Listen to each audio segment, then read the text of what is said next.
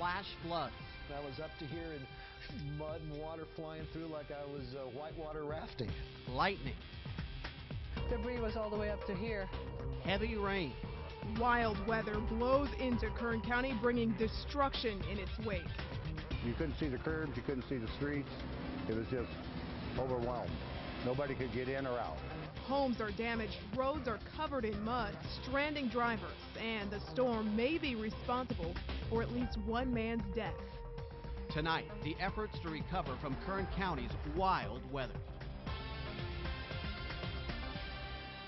Thank you for joining us. I'm Courtney Bryant. And I'm Kurt Rivera. We have team coverage of our stormy weather across Kern County. Here's a look at where we are tonight. Reporter Jose Gaspar is in Pine Mountain Club right now, where they've been hit with even more storms. Reporter Carol Ferguson is in the Twin Oaks area, where they've been seeing severe flash flooding. And in Frazier Park, a similar story where flooding has damaged several homes. Reporter Lexi Hotelling has a report from that area. And Katia Hall has been in Tehachapi all day, where people have been working to clean up the mess left behind. We've also seen roads shut down and a lot of people getting stranded after driving onto them anyway. Adam Herbets has more on that. But first we go to reporter Kyle Harvey, who has more on a man who may have been killed by lightning during the storm. Kyle? Well, Kurt, officials stopped just short of labeling this a lightning-related fatality. They say they won't be able to say for sure until after an autopsy that is scheduled for this week. The Sheriff's Department does say that the victim is 62-year-old Stephen Irma Garrett. Irma Garrett held a finance degree from Cal State Bakersfield. He'd worked for more than 30 years in the banking industry. In 2008, he took a job as vice president of Bank of the Sierra. The incident on Saturday night occurred at his mother's home just south of Bakersfield off of Cottonwood Road. A man we spoke to at the scene today told us he had come to the home to check on his mother during the heavy rainstorm. Officials say a family member found him unresponsive under a tree that showed signs of having been hit by lightning. There were some broken limbs. It appeared that there was some possible burning to the tree. That's what deputies and the deputy coroner on scene were able to see when they were at the scene. So that's certainly one of the possibilities we're looking at, that he was standing near the tree and the tree was struck by lightning. Again, the coroner should be able to confirm Irma Garrett's cause of death within the next few days. We'll bring you that update as soon as it's available. Live in studio, Kyle Harvey, Eyewitness News. Thanks, Kyle. The area of Twin Oaks also got a lot of flooding. It's between Bakersfield and Tehachapi, and Eyewitness News reporter Carol Ferguson has a look at the damage. Residents along Caliente Creek Road say a wall of water pushed through here. It moved trucks, heavy equipment down the way, and it left a lot of debris and a lot of problems. The road gets cleared of mud, but where the flooding came up high and fast, the water destroyed everything. Jimmy Edwards' backhoe is covered with branches, roots, and mud. The tractor was about 2 football fields up the road, and the trailer that it was sitting on is about 2 miles down the road that way. He's not sure how they'll get it out. I asked how much water came through here. 30-foot wall. A pickup met the same fate just up the road, half buried in mud. We've seen it before, but this struck us all really hard, really fast. Wendy Smith is still amazed. Up at her business, a grader clears mud that covered the parking lot. We were very fortunate. The water came down and swept all around the concrete, but didn't actually come to the building. Caliente Creek Road took a beating. Mud in some areas, edges eaten away in some spots. And cattle look for safe spots. The area is home to ranches and it's remote. We spot a search and rescue helicopter. The Sheriff's Department says a stranded hiker was airlifted Monday morning. My daughter called me and told me to stay in the house. Hazel Smithson lives above the spot where the backhoe washed away. This horse trailer was recovered from the water there. It was hanging way over on the creek. It came from across the street. The flooding pushed wide into some areas. Other spots it rose up high. Residents say it was fast and powerful. Had to have been mud, rocks. I have 2 boats. I have trailers. I have stuff that doesn't belong to me on my property. He remembers other storms, but we didn't have our belongings. You know, it didn't affect us. This one hit home. While they're trying to clean up and figure out what to do next, the people in this area are also keeping an eye on the sky and worried about more storms moving through. We're in the Twin Oaks area. Carol Ferguson, Eyewitness News. Carol tells us the Sheriff's Department says there were actually 3 hikers that were stranded along Caliente Bodfish Road. 2 managed to walk out. The third, as she mentioned, rescued by helicopter. No injuries reported. Happening now, another storm cell continues to pass right through Kern County. Chief Meteorologist Miles Muzio is in the Weather Center with the latest. Miles. Well, Courtney, things are actually looking a little bit better. It looked as though we might see something this afternoon, but just generally fair skies outside. But this is after all the rain we had over the weekend. Check out some of these totals. Frazier Park, nearly 3.5 inches of rain, more than 2.5 inches of rain.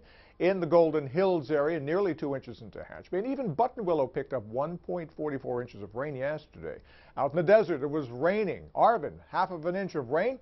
And at the airport, officially only 0.04 of an inch. Still a flash flood watch through 11 o'clock tonight, but I'm cautiously optimistic. Things are looking a whole lot better on the rain front. You can see all the action to the north of us, but we have had a hard time seeing any of these showers that are popping up really develop into a thunderstorm. There's an area of stable air above the top, and I think that may be our saving grace tonight. Temperatures are in the upper 80s, low 90s, 75 in Tehachapi. There is the culprit, that is the ex-tropical system Dolores. And up here over Kern County, we've got really not very good dynamics for the thunderstorms like we had last night. That's not present today. We have some dry air moving in from the southwest. Temperatures right now 94 degrees here in town, 70s and some 60s up in Gorman, with very high humidity levels still in the 60s for the dew points. Temperatures are going to be dropping tonight slowly. We'll be in the humid 80s by about 8 o'clock.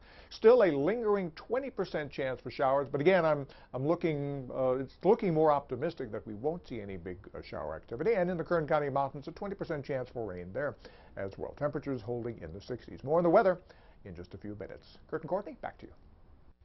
Thanks, Miles. And more wild weather still hitting the Pine Mountain Club area this hour. Eyewitness News reporter Jose Gaspar on scene with more. Jose?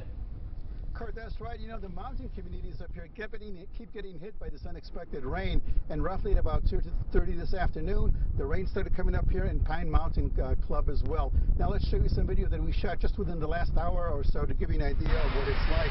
The rain has been falling steady up here, making for some rather hazardous driving conditions, not only on the main road, but also on the side streets as well. Now, if this rain continues to build up, then the concern is about flash floods and mudslides, as has already been reported and happened at nearby Frazier Park. Residents in Pine Mountain Club, however, don't appear to be too worried about that right now, unless, of course, the rain keeps going for a while. Just for safe measure, though, Caltrans and emergency crews up here are on the, they're actually on alert for any possible weather-related problems in and around the Pine Mountain Club area. But so far, the good news is that it's just raining and making for some inconvenience traveling in and around the Pine Mountain Club communities. But so far, no reports of any serious damage. That's the latest that we have up here from the Pine Mountain Club area. I'm Jose Gaspar reporting. Now back to you in the studio. So not over yet. Thanks, Jose. People living in Bear Valley Springs and Tehachapi areas have also been dealing with the aftermath of last night's storm. Katia Hall is live on Highway 202 with an update for us. Katia? Kurt, Courtney, we are live on Highway 202, and this road is still closed down, but what you're taking a look at behind me is the aftermath from the storm that passed through last night, all thanks to Tropical Storm Dolores' remnant moisture. But you can see all of these mounds of dirt, about 20 of them. They all go around, they're almost close to 5 feet high. So all of this moisture really brought in a tremendous amount of dirt, and so crew workers say that this water first flooded the Highway 58 area, then they got a call telling them to respond to Highway 202, and that's the one that we're on right now. Hearing that was impassable, they went here, tried to clean up the mess, and that's where they're at right now. Now, some people went to the American Red Cross. That was at Jacobson Middle School, but others decided to stick it out and make sure that no water went into their home. Even basically 9 of us weren't fast enough to keep the water from going into the house. It was just rising that quick. Now, looking up ahead, we're seeing some thunderclouds brewing, and remember, there is still that flash flood watch in effect, as Miles was saying. So what you really want to do is make sure you keep in mind, turn around, don't drown. It only takes about 6 inches of water to really lift your car up from the ground. If you have any concerns, you're asked to call the American Red Cross. For now, we're reporting live out at Bear Valley Springs. Katya Hall, Eyewitness News. Back to you guys. Thanks, Katya. Up dealing with flooding aftermath, mudslides in the Fraser Park area has residents working to clean up after the storm. Road closure warnings, muddy roads causing problems in Lamont and Arvin. We'll take you there. And all of the heavy rain right now is to the north of us in the high Sierra, but there's still a lot of humidity, a lot of potential for the next 24 hours. We'll talk about the chance for some more rain here in Kern County coming up.